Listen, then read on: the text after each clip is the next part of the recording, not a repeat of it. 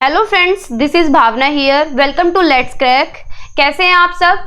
I hope आप सब अच्छे होंगे, सबकी पढ़ाई अच्छी चल रही होगी, सीटेट की प्रिपरेशन अच्छी चल रही होगी आपकी। देखो, दिसंबर और जनवरी में एग्जाम होना ही है, फॉर्म चाहे कभी भी आए और आने ही वाले हैं फॉर्म। कुछ ना कुछ डिले हो रहा है तो उसके पीछे भी कुछ ना कुछ रीजन ही होगा, लेकिन सीबीएसई जो है वो एक्टिव काम कर रही है, क्योंकि वो नोटिस पे नोटिस भेजे जा रही है। ठीक है, तो चलते हैं, वीडियो को स्टार्ट करते हैं। 20 क्वेश्चन हम कर चुके हैं इस पेपर के। ये 8 जनवरी का पेपर है जो ऑनलाइन मोड में हुआ था। इससे पहले के हम सारे पेपर कर चुके हैं। तो चलते हैं question number 21। Student learn through self initiated activity while actively engaging in discussions in a classroom based on. किस सिद्धांत पर आधारित कक्ष में विद्यार्थी स्वयं पहल करके व चर्चा में सक्रिय भागीदारी करके सीखते हैं, यानी बच्चा एक्टिवली एंगेज रहता है, डिस्कशन करते हैं बच्चे। तो ऐसा कंस्ट्रक्टिविज्म में होता है, कंस्ट्रक्टिविज्म क्लासरूम में ऐसा होता है कि बच्चा जो है एक्टिवली एंगेज रहता है, एक्टिवली डिस्कशन करता है, एक्टिविटी करके सीखता है। तो ऐसा सोशल कंस्ट्रक्टिविज्म में होता है, किसमें? सामाजिक संरचनावादी में। ठीक है, इसमें क्या होता है? बच्चा एक्टिवली पार्टिसिपेट करता है, सोशल इंटरेक्शन से सीखता है, ग्रुप डिस्कशन होता है टीचर्स के साथ, पीयर्स के साथ, एडल्ट्स के साथ। ठीक है, तो ऑप्शन नंबर 3 हमारा यहाँ पे करेक्ट है। क्वेश्चन नंबर 22, मीनिंगफुल लर्निंग, सार्थक अधिगम कब होता है? इस प्राइमरीली रिप्रोडक्शन ऑफ नॉलेज, यानी नॉलेज को ज्यों का तो आगे बढ़ाना। तो ये तो रटना हो गया कि ऐसे का ऐसे याद किया और ऐसे का ऐसे ही लिख दिया या आगे बढ़ा दिया। अकर्स व्हेन कंटेंट इज डिकंटेक्चुअलाइज्ड, जब कंटेंट संदर्भ से बिल्कुल अलग हो, यानी टॉपिक से बिल्कुल अलग पढ़ा रहे हो, बच्चे के सिर के ऊपर को जा रहा हो, उसे समझ ही ना आ रहा हो, तो मीनिंगफुल लर्निंग तब भी नहीं होगी। Takes place when teachers actively control students learning, जब टीचर बिल्कुल कंट्रोल कर रहा हो, सख्त हो, बिल्कुल टीचर के अंडर ही सब कुछ काम हो रहा हो, तो तब भी मीनिंगफुल लर्निंग नहीं होगी, क्योंकि ऐसा तो पुराने जमाने में होता था जब ट्रेडिशनल मेथड था, लेक्चर मेथड था, जब टीचर एक्टिवली रहता था और बच्चे पैसिवली रहते थे। ठीक है, तो ये ऑप्शन भी हमारा नहीं होगा। Involve the process of analysis, critical thinking and problem solving. यहाँ कितने अच्छे वर्ड दिए गए हैं, आपको ये भी ध्यान रखना है कि पॉजिटिव नेगेटिव वर्ड कहाँ दिए गए हैं। ये सारे वर्ड पॉजिटिव हैं। एनालाइज कर रहा है बच्चा, चीजों को एनालाइज करेगा, क्रिटिकल थिंकिंग करेगा, यानी तरह तरह के एस्पेक्ट्स में सोचेगा, डाइवर्जेंट थिंकिंग होगी, नए नए आइडियाज बच्चे को आएंगे, प्रॉब्लम सॉल्विंग करेगा, तो हमारी मीनिंगफुल लर्निंग होगी। ठीक है, तो ऑप्शन नंबर 4 हमारा यहाँ पे ठीक है। विश्लेषण करेगा, समालोचनात्मक सोच तथा समस्या समाधान की प्रक्रियाएं शामिल है मीनिंगफुल लर्निंग में। ठीक है, आगे चलते हैं। Question number 23, which of the following has not been advocated in NEP 2020, राष्ट्रीय शिक्षा नीति 2020 में कौन सा नहीं दिया गया? Emphasis on conceptual understanding. तो ये बात ठीक है कि एनईपी कहती है कि बच्चे के कंसेप्ट पे ध्यान दिया जाए, ना कि रट्टे पे। इन्होंने रोट मेथड को बिल्कुल बंद कर दिया है कि बच्चे के कंसेप्ट पे फोकस किया जाए। ठीक है, समेटिव असेसमेंट, तो ये गलत बात है, समेटिव नहीं फॉर्मेटिव असेसमेंट पे शिफ्ट हो गया है। फॉर्मेटिव असेसमेंट क्या होता है? फॉर्मेटिव असेसमेंट होता है क्लास के दौरान जो होता है आकलन, ठीक है, ड्यूरिंग होता है जो, तो एनईपी ने शिफ्ट कर दिया है ये फॉर्मेटिव पे समेटिव की तरफ। ठीक है, तो ये ऑप्शन नहीं होगा, नोट पूछ रहे हैं। इंक्रीजिंग करिकुलम कंटेंट, कंटेंट को बढ़ा दें, तो ये भी गलत है। कंटेंट कम करने की बात हुई है एनईपी में कि बच्चे का बैग हल्का रहना चाहिए। ठीक है, डिक्रीज्ड यूज ऑफ टेक्नोलॉजी, तो ये भी गलत बात है। एनईपी में बात हुई है टेक्नोलॉजी को बढ़ाने की, बच्चों को ज्यादा से ज्यादा टेक्नोलॉजी के माध्यम से पढ़ाना है। ठीक है, प्रोजेक्टर से, विजुअल एड से पढ़ाना है। ठीक है, तो ये तीनों ऑप्शन हमारे सही हुए, नोट पूछा है यानी गलत पूछा है। ठीक है, तो तीनों ऑप्शन किस में दिए गए हैं? Second, third and fourth option में दिए गए हैं। ठीक है, तो फोर्थ ऑप्शन हमारा यहाँ पे करेक्ट होता है। योगात्मक मूल्यांकन, पाठ्यक्रम में वृद्धि, प्रौद्योगिकी के उपयोग में कमी, ये तीनों गलत हैं, तो नोट पूछा है। ठीक है, तो ऑप्शन नंबर 4 यहाँ पे करेक्ट होता है। Question number 24, which of the following is a correctly match pair of response and goal orientation, कौन सा एक पेयर अच्छे से मैच हो रहा है गोल ओरिएंटेशन का? Doing a worksheet to improve one's competence in domain of particular interest, की वर्कशीट कर रहे हैं अपनी कॉम्पिटेंस को इम्प्रूव करने के लिए किसी भी इंटरेस्ट में जहां इंटरेस्ट है। तो ये क्या है? अप्रोच ओरिएंटेड मास्टरी गोल है। तो ठीक बात है, ये अप्रोच लगाई जा रही है कि वो इम्प्रूव कर रहा है अपनी वर्कशीट पे काम कर करके, तो ये बात बिल्कुल ठीक है। ठीक है, ये ऑप्शन हमारा ठीक मैच हो रहा है। किसी विशेष रुचि के क्षेत्र में क्षमता में सुधार के लिए कार्यपत्रक करना, ये क्या है? महारत हासिल करने के लिए कर रहा है, ये महारत हासिल करने की दिशा में उन्मुख लक्ष्य है। ठीक है, तो ऑप्शन नंबर फर्स्ट हमारा यहाँ पे ठीक है। आगे चलते हैं question number 25। In order to facilitate students learning a teacher should, एक लर्निंग को फैसिलिटेट करने के लिए यानी सुसाध्य बनाने के लिए एक शिक्षक को क्या करना चाहिए? Induce the fear of exams, कि बच्चों में डर पैदा कर दे एग्जाम का, तो ये इससे अच्छी लर्निंग तो होगी नहीं, तो ये तो गलत है। स्ट्रेस ऑन रोट मेमोराइजेशन, कि रट्टे पे ध्यान दे, तो ये भी नेगेटिव वर्ड है। आप एक कॉपी में लिख लेंगे नेगेटिव पॉजिटिव वर्ड कौन से हैं। नेगेटिव वर्ड से हमें बचना है, जिस ऑप्शन में नेगेटिव वर्ड होते हैं उसके चांसेस बहुत कम होते हैं ठीक होने के, ठीक है, तो ये भी गलत हुआ। एनकरेज पैसिव लिसनिंग, हमें पैसिव लिसनिंग नहीं करानी होती, हमें एक्टिव लिसनिंग करानी होती है, तो ये भी ऑप्शन गलत हुआ।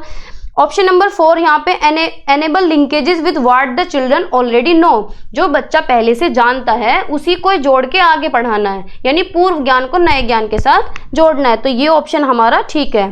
ठीक है, देखो अगर हमें ये क्वेश्चन करना भी नहीं आ रहा था तो हम एलिमिनेट कर सकते हैं ऑप्शंस को, कि जहाँ पे एग्जाम में डर महसूस हो रहा है तो ये भी नेगेटिव बात है, रोट मेमोराइजेशन है ये भी नेगेटिव बात है, और पैसिव लिसनिंग हो रही है तो ये भी नेगेटिव पॉइंट है। ठीक है, तो ऑप्शन नंबर 4 हमारा यहाँ पे ठीक है। हमें ऑप्शन एलिमिनेट करने आने चाहिए। बच्चों को पूर्व ज्ञान से संबंध जोड़ना, यानी पूर्व ज्ञान को नए ज्ञान के साथ जोड़ना। ठीक है, आगे चलते हैं question number 26। Which of the following is a constructive approach for dealing with the misconception carried by students, कौन सी एक अप्रोच, कौन सा विद्यार्थी द्वारा निर्मित भ्रांतियों से निपटने के लिए रचनात्मक दृष्टिकोण है। Assign lot of content to memorise and remember, फिर आ गया मेमोराइज, देखो नेगेटिव वर्ड है, कि बहुत सारा कंटेंट दे दे याद करने के लिए, उसे याद करता रहे बच्चा, रटता रहे। ठीक है, create circumstances where misconception are not allowed to be expressed, ऐसा एनवायरनमेंट क्रिएट कर दें जहां बच्चे की भ्रांति को एक्सप्रेस ही ना किया जाए तो उसके दिमाग में तो वो बनी रहेगी, तो ऐसा एनवायरनमेंट हमें क्रिएट नहीं करना है। हमें तो बच्चे को ऐसा एनवायरनमेंट देना है कि जो उसके दिमाग में मिसकंसेप्शन बना हुआ है उसे वो क्लियर कर सके, चाहे अपने टीचर्स से बता के, किसी से भी क्लियर कर सके डिस्कशन करके। ठीक है, give opportunities for experimentation and observation to counter misconception, ये बात ठीक है कि बच्चे को अपॉर्चुनिटी देनी है, एक्सपेरिमेंटेशन कराने हैं, जिससे कि वो अपने कंसेप्ट ठीक कर सके, जो भ्रांति बन रही है उसे ठीक कर सके, बच्चे को ऐसा मौका देना है। ठीक है, ignore prior belief and alternative conception of student, तो ये भी गलत है। ऑप्शन नंबर 3 हमारा यहाँ पे ठीक है, भ्रांतियों के प्रत्युत्तर हेतु प्रयोग और अवलोकन के अवसर देना। ठीक है, ये ऑप्शन हमारा बेस्ट है। आगे चलते हैं question number 27। Which of the following is helpful in facilitating conceptual understanding of a task among students, कौन सा एक हेल्पफुल है अंडरस्टैंडिंग को सुसाध्य बनाने के लिए। ठीक है, कौन सा एक टास्क, कंपटीशन कराएं बच्चों के बीच में, तो ये भी नेगेटिव वर्ड है कंपटीशन, हमें कभी भी कंपटीशन पे ध्यान नहीं देना है। डिस्कशन एंड डायलॉग, ये बहुत अच्छा ऑप्शन है कि बच्चों में डिस्कशन कराएं, डायलॉग डिस्कशन हो, ज़्यादा से ज़्यादा बच्चों का इन्वॉल्वमेंट हो, डिस्कशन करें अपने पीयर ग्रुप के साथ, अपने क्लासमेट्स के साथ, एडल्ट्स के साथ, अपने टीचर्स के साथ, तो इससे अच्छी लर्निंग होगी। ड्रिल एंड प्रैक्टिस भी नेगेटिव, और पनिशमेंट तो हमें देना ही नहीं है बच्चे को। ठीक है, तो ऑप्शन नंबर 2 हमारा यहाँ पे ठीक होता है, चर्चा और संवाद बहुत बेस्ट ऑप्शन होता है। ठीक है, question number 28। For effective to take place a teacher should activate induce, प्रभावी अधिगम हेतु एक शिक्षिका को विद्यार्थियों में डैश को सक्रिय करना चाहिए। क्षमता को स्थायी मानने की धारणा, कि जो उनकी कैपेबिलिटी है उसको बिल्कुल फिक्स माने, इस तरह की धारणा बनाए, तो ये गलत है। क्षमता के वृद्धिशील होने की धारणा, कि उसमें ऐसी दिमाग में धारणा बनाए कि वृद्धि हो रही है उनकी कैपेबिलिटी में। प्रतिस्पर्धा की भावना, तो ये भी गलत है। हीनता की भावना, ये भी गलत है। ऑप्शन नंबर 2 थोड़ा ठीक है, लेकिन इस क्वेश्चन पे बोनस अंक मिले थे क्योंकि इसमें चारों ही ऑप्शन अच्छे नहीं हैं। ठीक है, चारों ही ऑप्शन गलत जा रहे हैं। ठीक है, तो आगे चलते हैं question number 29। Which of the following is not an example of extrinsic motivation? बाहरी अभिप्रेरणा का कौन सा एक एग्जाम्पल नहीं है। एक्सट्रिंसिक मोटिवेशन क्या होता है? बाहरी प्रेरणा जिसमें कोई रिवार्ड काम करता है, कि बच्चा लालच में काम कर रहा है कि मुझे रिवार्ड मिलेगा, अवार्ड मिलेगा, ठीक है, या मुझे अपनी तारीफ सुननी है, मुझे इम्प्रेस करना है दूसरों को इम्प्रेस करना है, मुझे कोई भी कंपटीशन या कैश प्राइज विन करना है, तो इस तरह के वर्ड एक्सट्रिंसिक मोटिवेशन में आते हैं। तो इन्होंने पूछा कि कौन सा एक एग्जाम्पल नहीं है। Doing homework to avoid punishment, homework करना है पनिशमेंट से बचने के लिए, तो ये तो एक्सट्रिंसिक का मोटिवेशन कि बच्चा काम कर रहा है पनिशमेंट से बचने के लिए। Joining debate society to gain knowledge, कि नॉलेज लेने के लिए डिबेट कर रहा है, तो ये हुआ इंट्रिंसिक मोटिवेशन का, तो ये ऑप्शन हमारा ठीक है। नोट पूछा है, ये तो सारे एक्सट्रिंसिक मोटिवेशन के एग्जाम्पल हैं। Learning chess to win a competition, तो ये भी लालच है कि कंपटीशन में इसलिए पार्टिसिपेट कर रहा है जिससे वो जीत सके। Participate in dance to impress peer, dance में इसलिए पार्टिसिपेट कर रहा है जिससे पीयर्स को इम्प्रेस कर सके, ठीक है। तो ये भी एक्सट्रिंसिक मोटिवेशन है, ये भी एक्सट्रिंसिक मोटिवेशन है।